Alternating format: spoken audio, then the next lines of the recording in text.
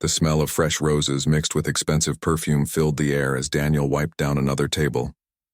His white shirt was getting wrinkled from all the bending and reaching, but he didn't care. He'd been doing this job for 3 years now, and honestly, he was used to being invisible. That's what servers are in places like the Grandview Manor. Invisible.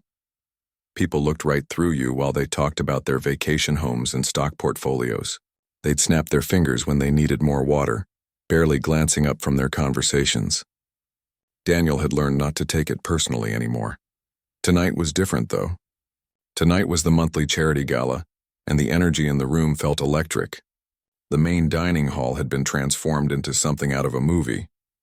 Crystal chandeliers hung from the ceiling, casting little rainbows across the white tablecloths. Fresh flowers decorated every surface, and right in the center of it all, under a spotlight that made it glow like a jewel, sat a massive black grand piano.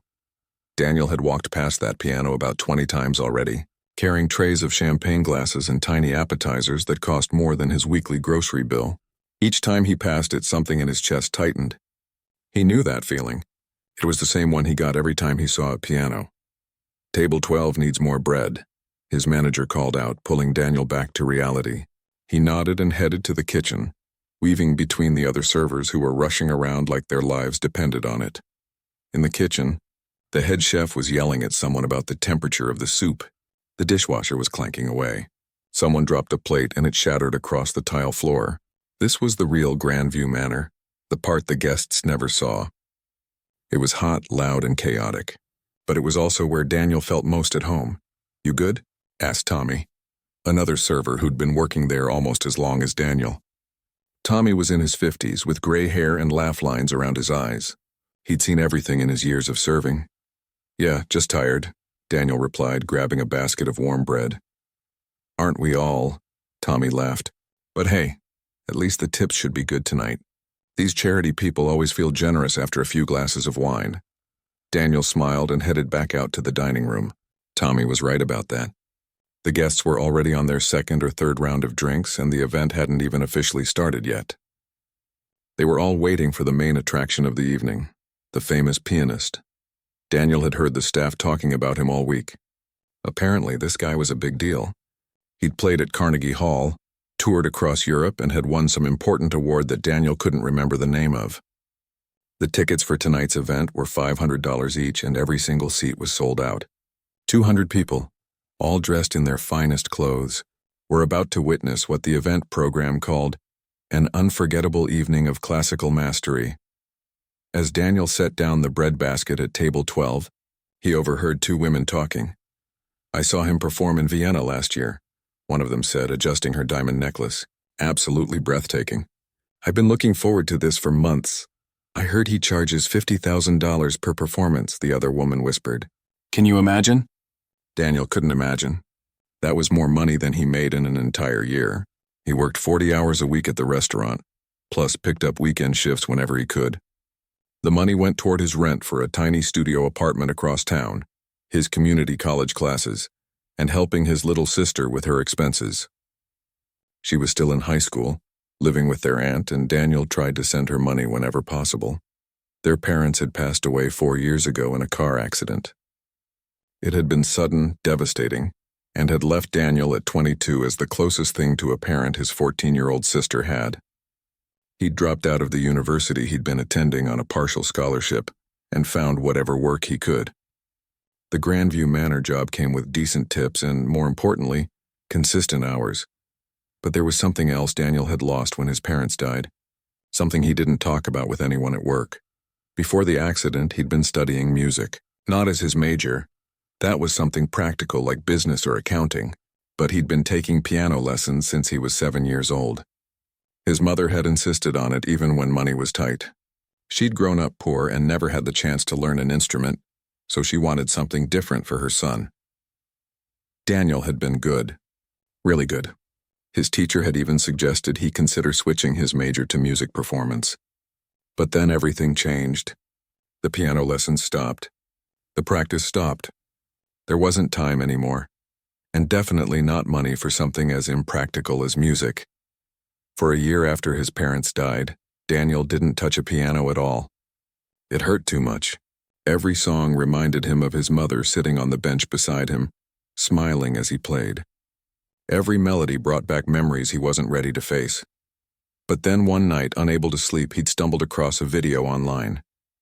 Some guy was teaching piano tutorials, breaking down complicated pieces into simple steps that anyone could follow. Daniel watched one video, then another. Before he knew it, the sun was coming up. He'd gone to a thrift store that weekend and bought a cheap electronic keyboard for $35. It had broken keys and the speakers buzzed, but it worked. He set it up in his apartment and started teaching himself again, using those free videos online. That was 2 years ago. Now Daniel practiced every single night after work, no matter how tired he was. His neighbors probably hated him, but he kept the volume low and stopped by 10 o'clock. He learned classical pieces, jazz standards, even some modern songs. His fingers flew across those plastic keys like they were made for it, but nobody knew. Not his coworkers, not his sister, not even Tommy, who he sometimes grabbed beers with after long shifts.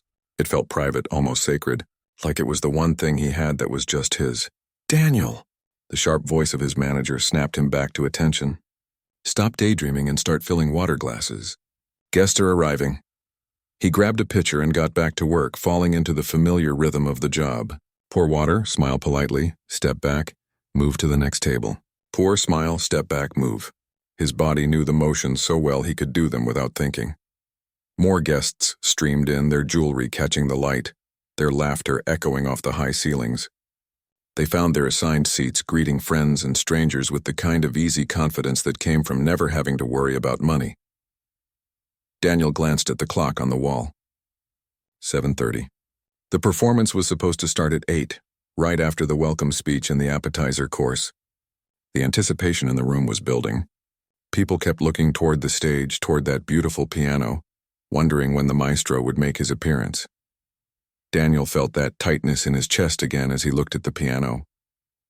He wondered what it would feel like to play an instrument like that. His little keyboard at home was fine for practice, but a real grand piano, in a room with perfect acoustics, with those smooth ivory keys under your fingers, that would be something else entirely. He shook his head, pushing the thought away. That wasn't his world. His world was refilling water glasses and hoping for good tips. Dreams were expensive and he had bills to pay. But as he turned to head back to the kitchen, he couldn't help taking one more look at that piano, shining under the spotlight, waiting for someone worthy to bring it to life. The appetizers went out smoothly. Daniel carried plates of seared scallops and microgreens, setting them down gently in front of guests who barely acknowledged him. He was used to it. In their world, he was just part of the scenery, like the fancy wallpaper or the flower arrangements. By 7:50, every seat was filled. The room buzzed with conversation and the clinking of silverware against fine china. Daniel noticed people kept checking their watches and glancing toward the side entrance, where the pianist was supposed to appear. That's when he saw Linda, the event coordinator, rushing through the dining room with her phone pressed against her ear. Her face had gone completely pale. Linda never looked worried. She was the type of person who could handle anything with a calm smile. But right now she looked like she might throw up. Daniel was standing near the kitchen doors when she burst through them. The entire kitchen staff turned to look at her. "Where's Robert?" she asked, her voice shaking. Robert was the restaurant manager, the man who ran everything with military precision. "In his office," the head chef said, pointing with a ladle. Linda practically ran toward the back hallway. Something was very wrong. The servers exchanged glances. Tommy raised his eyebrows at Daniel as if to say, "This can't be good." They continued working, but everyone was on edge now, wondering what was happening. 5 minutes later, Robert emerged from his office with Linda right behind him. His jaw was clenched tight and his face had turned an angry shade of red. They walked straight to the small podium at the front of the room and Robert tapped the microphone. The conversations died down. 200 faces turned toward him expectantly. "Good evening, everyone," Robert said, forcing a smile that didn't reach his eyes. "I hope you're all enjoying your appetizers. I just wanted to let you know that we're experiencing a slight delay with this evening's performance. Nothing to worry about.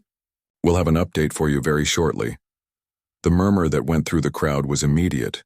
People weren't happy. They'd paid good money, gotten dressed up, driven across town, all for this specific event. A delay wasn't what they'd signed up for. Robert stepped away from the microphone and grabbed Linda's arm, pulling her toward the kitchen. Daniel happened to be walking through the doors at that exact moment, carrying a tray of empty plates. "What do you mean he's not coming?" Robert hissed at Linda, not noticing Daniel nearby. "There was an accident," Linda said, her hand shaking. "Nothing serious, just a fender bender, but his hand hit the steering wheel. He's at the hospital getting it checked out. He said there's no way he can perform tonight." Robert looked like he might explode. "Do you understand what this means? These people paid $500 a plate. The mayor is out there. There's a music producer from New York sitting at table 7. We promised them an evening with one of the world's finest pianists." I know, Linda said, close to tears. "I've been calling everyone I can think of. Every pianist in the city is either booked or not answering their phone." "This is a disaster," Robert muttered, running his hand through his hair. "An absolute disaster." Daniel quickly moved away, not wanting to be caught eavesdropping. But his heart was pounding. No pianist. That beautiful piano sitting empty. All those people waiting. He went back to the dining room and started clearing more plates. The guests were getting restless. More people were checking their phones, looking at their watches. The energy in the room had shifted from excited anticipation to annoyed impatience. "Do you know what's going on?" A man at table 5 asked Daniel directly.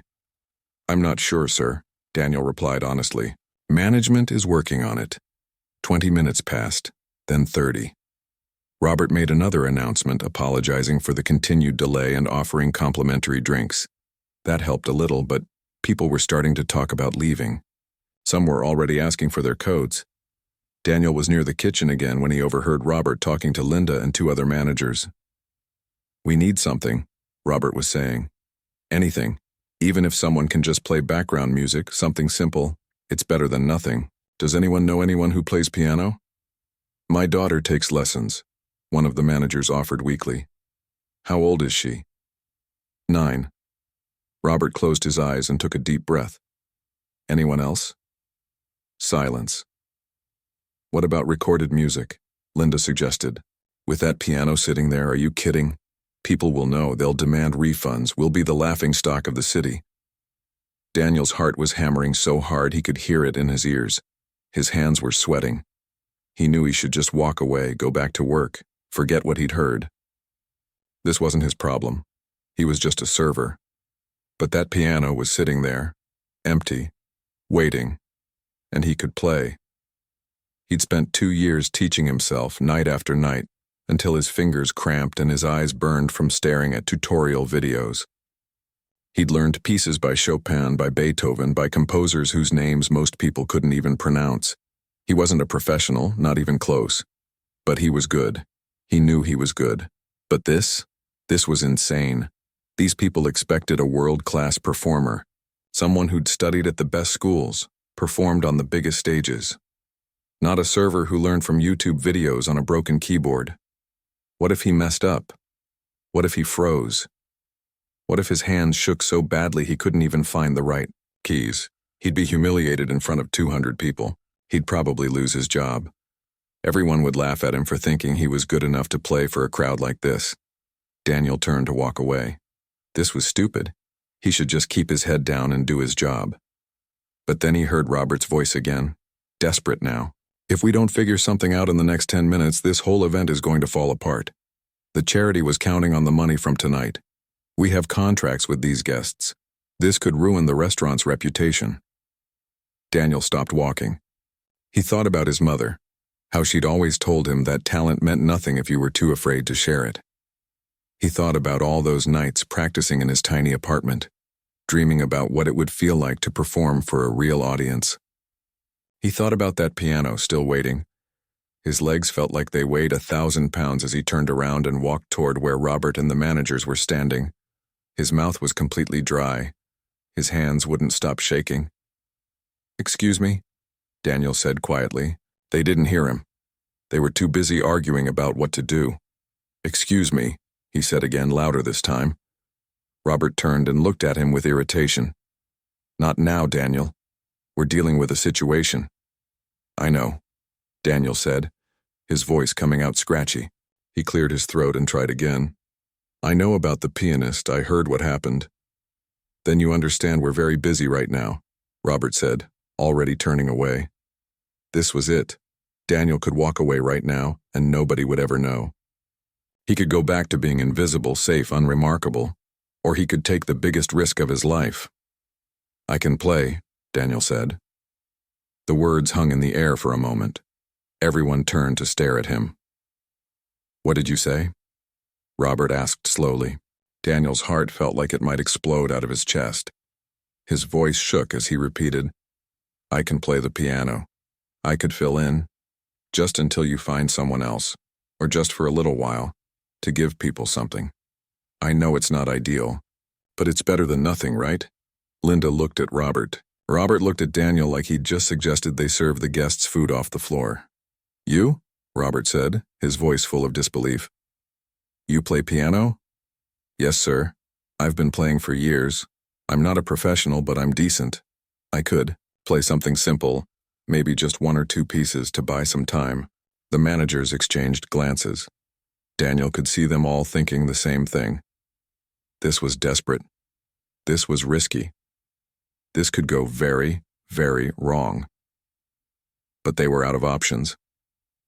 Robert studied Daniel's face for a long moment, trying to figure out if this was a joke or if he was serious. If you mess this up, Robert said finally, his voice low and threatening, you're done here. Understand? Daniel nodded, not trusting his voice. Fine, Robert said, looking like he might regret this for the rest of his life. You've got 1 song. 1. During the reception period before the main course while people are still mingling. If it's terrible, we'll cut you off and tell everyone it was just background music. If you're actually decent, maybe you can play a bit more. Okay, Daniel whispered. Go, Robert said, waving his hand. Get out there before I change my mind. Daniel walked toward the dining room doors, his entire body shaking. What had he just done? This was crazy. This was the most terrifying thing he'd ever agreed to in his life. But his feet kept moving forward, through the doors into the bright lights of the dining room, toward that piano that had been waiting for someone to bring it to life. And now that someone was going to be him, Daniel's hands were shaking so badly he had to grip them together to make them stop. He stood at the edge of the dining room, staring at that massive black piano like it was a mountain he had to climb. The room was still full of noise, people talking, laughing, complaining about the wait.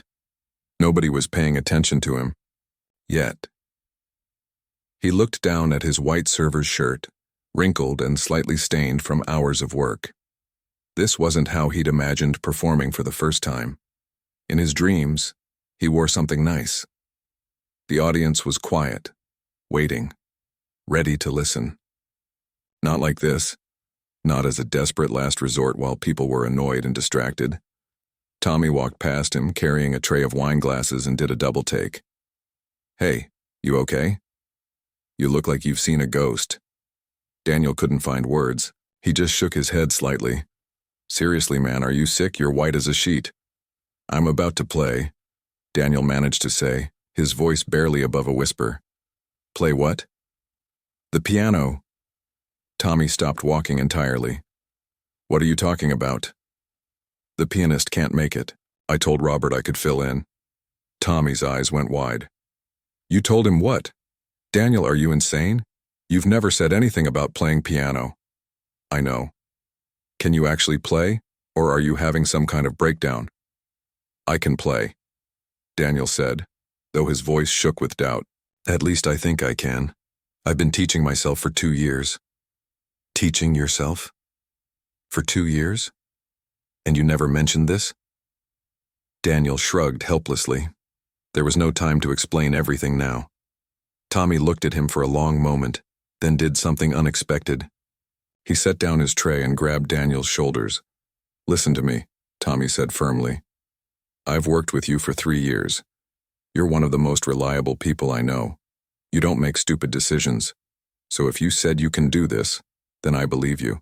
But you need to breathe, okay? You're going to pass out if you keep looking like that. Daniel tried to take a deep breath. It came out shaky and uneven. "There you go," Tommy said. "Now go play that thing before Robert changes his mind." Daniel nodded and started walking toward the piano. Each step felt impossible, like moving through deep water. His server's apron was still tied around his waist. He stopped, untied it with trembling fingers, and set it on an empty chair nearby. That's when a few people started noticing him. A woman at table 3 nudged her husband and pointed. Daniel could see the confusion on their faces. Why was the waiter walking toward the piano? His legs felt like rubber as he reached the stage. The piano bench seemed miles high as he sat down. The smooth wood felt cool under his hands as he ran his fingers along the edge of the piano. This wasn't his cheap keyboard at home. This was a real Steinway grand piano, probably worth more than everything he owned combined. The keys gleamed under the spotlight. He could see his reflection in the polished black surface. A few more people had stopped talking and were watching him now, but most of the room was still caught up in their own conversations, still annoyed about the delay, still wondering what was happening. Daniel placed his hands on the keys. They felt perfect, smooth and responsive, not like the plastic keys he was used to. For a second, he just sat there, feeling the weight of them under his fingers. His heart was beating so fast he thought everyone in the room must be able to hear it. His mind went completely blank. What was he going to play? He'd practiced dozens of pieces, but suddenly he couldn't remember a single one. Panic started to rise in his chest. This was a mistake. A horrible, terrible mistake. He should stand up right now and walk away before he embarrassed himself in front of all these people. But then something happened. His fingers found the keys almost on their own, like they knew what to do even when his brain didn't. He started playing a piece by Chopin, Nocturne in E-flat major. It was one of the first complicated pieces he'd ever learned, practiced so many times that his fingers knew every note by heart. The first few notes came out soft and gentle, floating through the air, and just like that, something shifted in the room. A woman near the front stopped mid-sentence. A man lowered his wine glass. One by one, conversations began to fade. Daniel kept playing, his eyes closed now, letting the music flow through him. All the fear, all the nervousness, all the doubt, it started to melt away. This was the only thing that made sense. The only place where he felt completely himself. His fingers moved across the keys with confidence he didn't know he had. The piece built slowly, the melody weaving through different emotions, sadness, hope, longing, peace. Each note rang out clear and pure in the perfect acoustics of the room. By the time he reached the middle section, the entire dining room had gone silent. Daniel opened his eyes slightly and immediately wished he hadn't. Every single person in the room was staring at him. 200 faces, all focused on the server who was supposed to be invisible, now commanding their complete attention. For a split second, his fingers stumbled. He almost lost his place in the piece. But then he saw something that steadied him. An older woman at table 6 had tears running down her face. She wasn't crying from sadness. She was crying because the music had touched something deep inside her. That's when Daniel understood something important. It didn't matter that he wasn't a professional. It didn't matter that he'd learned from YouTube videos instead of fancy schools. What mattered was the music itself and how it made people feel. He closed his eyes again and poured everything he had into the final section of the piece. Every lonely night practicing in his apartment. Every memory of his mother sitting beside him at the piano when he was young. Every dream he'd pushed aside because life got in the way. All of it went into the music. The final notes hung in the air, soft and delicate, before fading into complete silence. For what felt like forever, nobody moved. Nobody breathed. Daniel sat frozen at the piano bench, his hands still resting on the keys, terrified to look up and see their reactions. Then, someone started clapping. It was slow at first, just one person. But then another joined in, and another. Within seconds, the entire room erupted into applause. Daniel finally looked up, and what he saw made his eyes sting with tears he refused to let fall. People weren't just clapping politely. They were on their feet. A standing ovation, for him. For the invisible server who nobody had noticed until this moment. Robert stood near the kitchen doors with his mouth hanging open. Linda had her hand over her heart, looking shocked. Tommy was grinning like an idiot and clapping so hard his hands had to hurt. But the person who caught Daniel's attention was a man at table 7. He was younger than most of the guests, maybe in his 40s, wearing an expensive suit. He wasn't just clapping. He was studying Daniel intensely like he was trying to figure out a puzzle. The applause continued for what felt like an eternity. Daniel didn't know what to do. Should he stand up, bow, run away and hide? He started to rise from the bench, thinking maybe his part was over. He'd done what Robert asked, one song. That was the deal. But then the man from table 7 raised his hand and called out, "Wait, don't stop." Other voices joined in. "Play another one." "Please, that was beautiful." "We want to hear more." Daniel looked toward Robert, not sure what to do. His boss still looked stunned, but he managed a small nod. "Keep going." Daniel sat back down at the piano, his confidence growing with every second. The fear was still there, humming quietly in the background, but it wasn't controlling him anymore. He placed his hands back on the keys and started playing again. This time he chose something more upbeat, a piece by Beethoven that showed off more technical skill. His fingers flew across the keys, hitting complicated runs and chord progressions that he'd spent months perfecting. The room stayed completely silent except for the music. Even the waiters had stopped working, standing along the walls and watching in amazement. Nobody could believe what they were hearing. Daniel played for another 4 minutes, completely lost in the music now. This wasn't the Grandview Manor anymore. This wasn't a charity gala full of wealthy strangers. This was just him and the piano and the music flowing between them. When the second piece ended, the applause was even louder than before. People were cheering now, actually cheering, like he was the famous pianist they'd paid to see. The man from table 7 stood up and started walking toward the stage. He moved with purpose, like someone used to getting what he wanted. Daniel watched him approach, feeling his nervousness return. The man climbed the few steps to the stage and extended his hand. Daniel shook it, confused. "That was extraordinary," the man said, his voice carrying authority. "How long have you been playing?" Since I was a kid," Daniel answered honestly. "But I stopped for a while. I've been teaching myself again for about 2 years." "Teaching yourself?" The man looked even more interested now. "You didn't go to a conservatory?" "No, sir. Just online videos and practice." The man shook his head in disbelief. "Remarkable. Truly remarkable." He pulled out a business card from his jacket pocket. "My name is Vincent Chen. I'm a music producer from New York. I'd like to talk to you after tonight's event if you have time." Daniel took the card with shaking hands, staring at it like it might disappear. A music producer from New York wanted to talk to him. This couldn't be real. Things like this didn't happen to people like him. But the card was solid in his hand. The applause was still ringing in his ears. And the piano sat behind him, waiting for more. Robert appeared at the edge of the stage, and for once, he was actually smiling at Daniel. "I think," Robert said loud enough for everyone to hear, "we found our entertainment for the evening." The crowd cheered again, and Daniel felt something inside his chest crack open, something that had been locked away tight for years. Hope. Daniel played for the next hour and a half, and it felt like the most surreal experience of his entire life. Between pieces, servers brought him water. The same guys he'd been working alongside just an hour ago were now serving him, like he was the guest of honor. Tommy winked at him when he set down a glass, and Daniel had to fight back a laugh. The whole situation was absolutely insane. The audience requested songs. Some he knew, some he didn't. When someone asked for a piece he wasn't familiar with, he'd apologize and offer something similar. Nobody seemed to mind. They were just happy to be listening to music instead of sitting in awkward silence. About halfway through the evening, Daniel noticed people weren't just listening anymore. They were recording him on their phones. Flashes went off every few minutes. He tried not to think about it too much. If he focused on the fact that videos of him were probably already being posted online, he'd panic and forget how to play.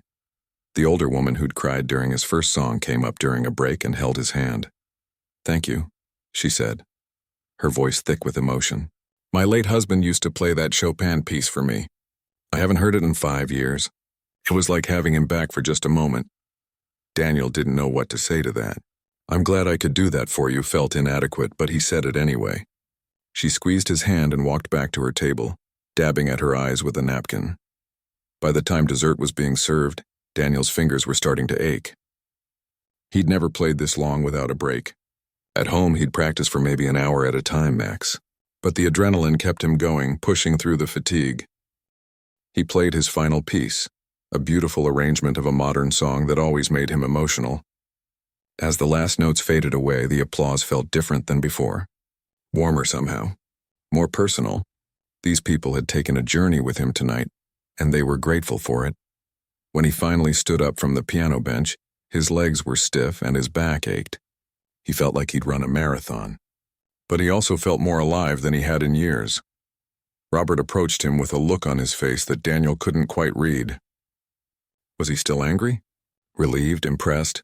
That was, Robert paused, searching for words, unexpected. Very unexpected, but good. Really good. Coming from Robert, that was practically a declaration of love. "Thank you for letting me try," Daniel said. "I didn't have much choice," Robert replied, but there was almost a smile on his face. "Go get yourself cleaned up. Take a break. You've earned it." Daniel headed toward the back hallway, needing a moment alone to process everything that had just happened. But he didn't make it far before people started stopping him. A couple from Table 9 wanted to shake his hand. A businessman asked where he'd studied music. A woman in a silver dress asked if he gave private lessons. Daniel answered their questions as best he could, feeling completely overwhelmed. Vincent Chen, the music producer, appeared beside him and gently guided him away from the crowd. "Let's talk somewhere quieter," Vincent said, leading him toward a small side room that the restaurant used for private meetings. Once inside, Daniel finally let himself breathe. His hands were still shaking, but now it was from exhaustion rather than fear. "Sit," Vincent said, gesturing to one of the chairs. "You look like you might fall over." Daniel sat gratefully. "I can't believe that just happened." "Believe it," Vincent said, sitting across from him. "What I just witnessed was extraordinary. And I don't use that word lightly. I've been in the music industry for 20 years. I've heard thousands of performances from conservatory graduates, professional musicians, people who've dedicated their entire lives to their craft." He leaned forward, his expression intense. "What you did tonight, that was raw talent. Pure and simple. The technical skill was impressive, sure. But it was more than that. You played with genuine emotion. You connected with the audience. That's something you can't teach." Daniel's throat felt tight. "I just play what I feel." "Exactly," Vincent said. "That's what makes it special. Now I have to ask, what are your plans? What do you want to do with this skill?" The question hit Daniel like a punch to the gut. Plans? He had plans to finish community college, plans to keep working at the restaurant, plans to help his sister finish high school. But plans for music? He'd never let himself think that far ahead. "I don't know," he admitted. "I never thought this could be more than just something I do for myself." "Well, start thinking about it," Vincent said. He pulled out his phone and started typing. "I'm going to give you my personal number and I want you to call me this week. There are opportunities here. Maybe not conventional ones, but opportunities nonetheless." "What kind of opportunities?" Daniel asked, his heart starting to race again.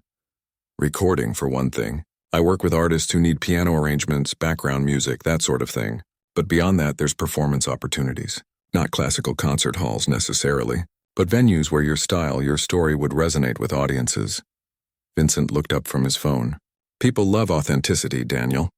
They love a real story. Self-taught musician working as a server, steps up when the professional can't make it and blows everyone away. That's a story people want to hear. And more importantly, they'll want to support you." Daniel's mind was spinning. This was too much, too fast. Just this morning, his biggest concern was whether he'd have enough time to finish his homework before his shift. Now a music producer from New York was talking about recording and performances and opportunities. "I need to think about this," Daniel said slowly. "This is all happening so fast." "Of course," Vincent said, standing up. "Take your time. But don't take too long. Moments like this don't come around often." They exchanged numbers and Vincent left the room. Daniel sat there alone for a few minutes, trying to calm his racing thoughts. When he finally emerged, Tommy was waiting for him in the hallway. "Dude," Tommy said, shaking his head in disbelief. "What the hell just happened?" Daniel laughed, a slightly hysterical sound. "I have absolutely no idea. People are talking about you. Like everybody. I heard 3 different groups saying they're going to look you up online to see if you have any videos." "I don't have any videos," Daniel said. "I've never recorded myself playing." "Well, you do now," Tommy said, showing him his phone. "Look." He'd pulled up a social media site and there on the screen was a video of Daniel playing. It had been posted 20 minutes ago and already had hundreds of views and comments. "Oh my God," Daniel whispered, reading through the comments. "Who is this guy? This server is more talented than most professional musicians I've heard. Someone sign him immediately. This is what real talent looks like." There were dozens more, all saying similar things. Tommy scrolled through them, grinning. "You're going viral, my friend." Daniel felt like he might throw up. "This is insane." "Insane is one word for it," Tommy agreed. "Life-changing is another." The rest of the evening passed in a blur. More people wanted to talk to Daniel. More wanted pictures with him. A local news reporter who'd been attending the gala asked if she could interview him. A woman who owned an art gallery said she hosted live music events and wanted his contact information. By the time the last guests were leaving, Daniel's head was pounding and his voice was hoarse from talking so much. He'd never been the center of attention like this. He'd spent most of his life trying to blend into the background to not cause any trouble, to just get through each day. Now everyone wanted to know his story. Everyone wanted a piece of him. As he was finally getting ready to leave, Robert called him into his office. Daniel prepared himself for whatever was coming. Maybe Robert had changed his mind. Maybe he'd decided this was all too distracting and Daniel should just go back to being a regular server. But when he walked in, Robert was sitting at his desk with an expression Daniel had never seen before. Something almost like respect. "Sit down," Robert said. Daniel sat. "I've been managing this restaurant for 15 years, Robert began. "I've seen a lot in that time. But I've never seen anything quite like what happened tonight." He pulled out an envelope and slid it across the desk. "The charity organizers wanted you to have this. It's a portion of the donations from tonight. They said your performance saved the event, and they wanted to show their appreciation." Daniel opened the envelope with shaking hands. Inside was a check. He looked at the amount and his eyes went wide. It was more than he made in 2 months of work. "I can't accept this," he said automatically. "You can and you will," Robert said firmly. "You earned it." "More than earned it." He leaned back in his chair. "I also want you to know that your job here is secure. If you want to keep working while you figure out what to do with your music, you're welcome to. And if you decide to pursue this other path, well, I'd understand that too." Daniel felt tears prickling at his eyes. "Thank you, really, thank you." "Don't thank me," Robert said. "You did this yourself. You took a risk when everyone else was too scared to try. That takes courage." As Daniel walked out of the restaurant that night, the envelope tucked safely in his pocket, he looked up at the stars and thought about his mother. She'd always believed in him, always pushed him to keep playing even when money was tight and life was hard. He wished she could have been there tonight to see what happened, to see that her faith in him hadn't been misplaced. His phone buzzed with another notification. Another comment on one of the videos. Another person sharing his story. Daniel smiled and started the walk home, his fingers still tingling from hours of playing, his heart still racing from the most incredible night of his life. Tomorrow everything might go back to normal. But tonight, just for tonight, he let himself believe that maybe dreams weren't just for other people. Maybe they were for him too. Daniel didn't sleep that night. Not because he couldn't, but because he didn't want to. He sat in his tiny apartment with his phone in his hand, watching the videos spread across the internet like wildfire. By sunrise, the main video had over 50,000 views. By noon, it hit 500,000. Comments poured in from all over the world. People from countries he'd never even visited were watching him play and leaving messages of support. His sister called him at 7 in the morning, screaming so loud he had to hold the phone away from his ear. "Daniel! Oh my God, Daniel. You're famous. My friends are sending me videos of you. When did you learn to play like that? Why didn't you tell me?" He laughed, exhausted and overwhelmed. "It's complicated. I'll explain everything soon, I promise. You better. I'm so proud of you. Mom would be losing her mind right now." That made his throat tight. Yeah, she would. After he hung up, Daniel just sat there for a while, letting himself feel everything. The joy, the fear, the grief, the hope. It all crashed over him in waves. His phone rang again. This time it was Vincent, the music producer. "Have you seen the numbers?" Vincent asked without preamble. "Yeah, I've been watching." "Good, because I've been getting calls all morning. People want to know about you. News stations, podcasts, online music magazines. Everyone wants the story behind the viral video." Daniel's stomach dropped. "I don't know if I'm ready for all that." I understand, Vincent said, his voice gentler now. But you need to think carefully about what you want here. This kind of attention doesn't last forever. Right now you have momentum. The question is, what do you want to do with it? That question again. What did he want? Can I be honest? Daniel asked. Please, I'm terrified. I'm a server who plays piano in my apartment at night. I'm not ready to be some kind of public figure. I don't even know what that means. Vincent was quiet for a moment. Let me tell you what I see. I see someone with genuine talent who connected with people in a real way. Not because of fancy marketing or a big publicity machine, but because you were authentic. You showed up as yourself and played from your heart, he continued. You don't have to become someone you're not, but you do have an opportunity to share your gift with more people, to maybe make a living doing something you love. Isn't that worth exploring? Daniel looked around his small apartment. At the cheap keyboard in the corner. At the stack of bills on his tiny kitchen counter. At the textbooks from his community college classes. What would it actually look like? He asked. If I said yes to this? Well, first I'd want to get you into a proper studio to record some pieces. Put together an album or an EP. Something people can actually purchase and stream. Second, we'd look at performance opportunities. Small venues at first, places where you can build confidence. And third, we explore other options. Session work, collaborations, maybe even teaching if that interests you. It sounded like a dream. It also sounded terrifying. I need some time to think, Daniel said. Take the weekend, Vincent replied. But Daniel, don't let fear make this decision for you. I've seen too many talented people talk themselves out of opportunities because they didn't think they were good enough. You are good enough. Last night proved that. After they hung up, Daniel tried to go about his normal day. He went to class, though he couldn't focus on anything the professor said. Other students kept staring at him and whispering. One girl came up to him after class. Are you the piano guy? She asked. From the video? He nodded, feeling his face heat up. That was amazing, she said. Like seriously incredible. You should totally pursue that. Everyone seemed to have an opinion about what he should do. His co-workers at the restaurant, when he showed up for his next shift, bombarded him with questions. Some were genuinely happy for him. Others seemed jealous or skeptical. So you're gonna quit and become some big-shot musician now? One of them asked, his tone sharp. I don't know what I'm going to do, Daniel answered honestly. But even as he said it, he felt something shifting inside him. Because the truth was, he did know. Deep down, he'd known since the moment he sat down at that piano and played for those 200 people. He loved it. Not just the playing, but the sharing. The connection. The way music could make a stranger cry or smile or feel less alone for a few minutes. That was worth more than security or safety or keeping his head down. On Monday, Daniel called Vincent back. I want to try, he said. I'm scared out of my mind, but I want to try. That's all I needed to hear, Vincent said, and Daniel could hear the smile in his voice. Let's get to work. The next few weeks were a whirlwind. Vincent flew back to the city and met with Daniel several times to discuss plans. They spent hours talking about music, about Daniel's style, about what made him unique. Vincent never tried to change who Daniel was. Instead, he helped him see his own strengths more clearly.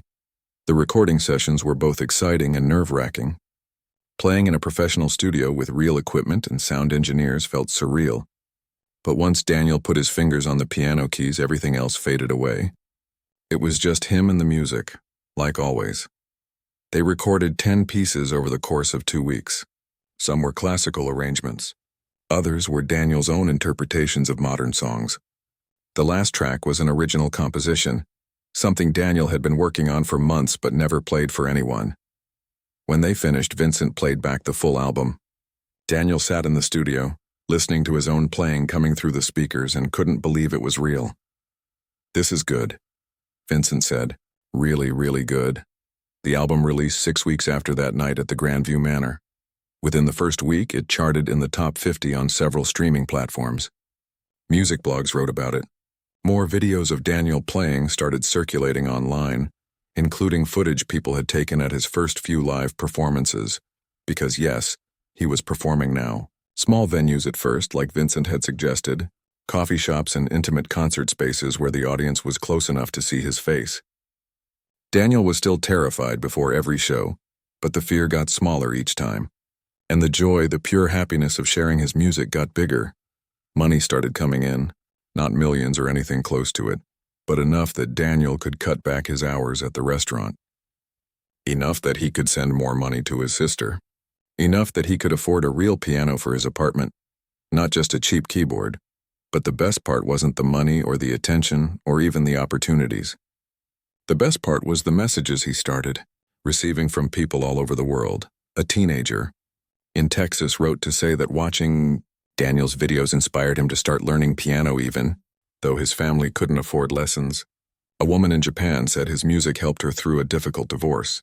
A man in Brazil told him that he'd given up on his own creative dreams years ago, but seeing Daniel's story made him pick up his paintbrush again. Daniel read every message, even though there were hundreds of them. Each one reminded him why he'd taken that terrifying risk. Why he'd walked up to that piano when every instinct told him to stay invisible and safe. 6 months after that charity gala, Daniel went back to the Grandview Manor. Not to work, but as a guest. The restaurant had invited him to perform at another event, but this time as the featured artist, not the desperate last-minute replacement. He wore a nice suit that Vincent had helped him pick out. His sister came with him, dressed up and beaming with pride. Tommy was working that night and gave Daniel a huge hug when he arrived. "Look at you," Tommy said, his eyes wet. "I knew you had it in you." "You were the first person to believe me that night," Daniel said. "I'll never forget that." The performance went beautifully. But afterward, Daniel did something he'd been thinking about for weeks. He found Robert, who was watching from his usual spot near the kitchen. "I wanted to thank you," Daniel said, "for giving me that chance, for saying yes when you could have easily said no." Robert looked uncomfortable with the gratitude, the way he always did with emotional moments. "You did the hard part," he said gruffly. "I just didn't stop you," but Daniel knew better. Robert had taken a risk too.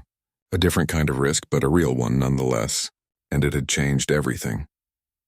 As Daniel left the restaurant that night, his sister chattering excitedly beside him about the performance, he thought about how much his life had transformed in half a year. He'd gone from invisible to seen, from silent to heard, from afraid to brave. He still worked at the Grandview Manor sometimes, just a few shifts a month. He liked staying connected to where it all began. Plus, the regulars always asked him about his music career, and he enjoyed sharing his journey with them. But mostly he played. He recorded. He performed. He taught online lessons to kids who couldn't afford traditional teachers. He collaborated with other musicians. He kept learning, kept growing, kept pushing himself to be better. And every single time he sat down at a piano, whether it was in a studio or on a stage or in his own apartment, he remembered that night. The night he stopped playing it safe. The night he chose courage over comfort. The night he learned that sometimes the scariest decisions lead to the most beautiful destinations. His mother had been right all along. Talent meant nothing if you were too afraid to share it. But once you found the courage to let people see who you really were, to show them what you could do, the world opened up in ways you never imagined possible. Daniel's phone buzzed with a text from Vincent. Another performance opportunity, this time at a bigger venue in a different city. A year ago, he would have been too scared to even consider it. Now he typed back a simple response. "I'm in. Because that's what you did when life gave you a chance to shine." You didn't hide. You didn't make excuses. You didn't let fear win. You stepped up to the piano, placed your hands on the keys, and played.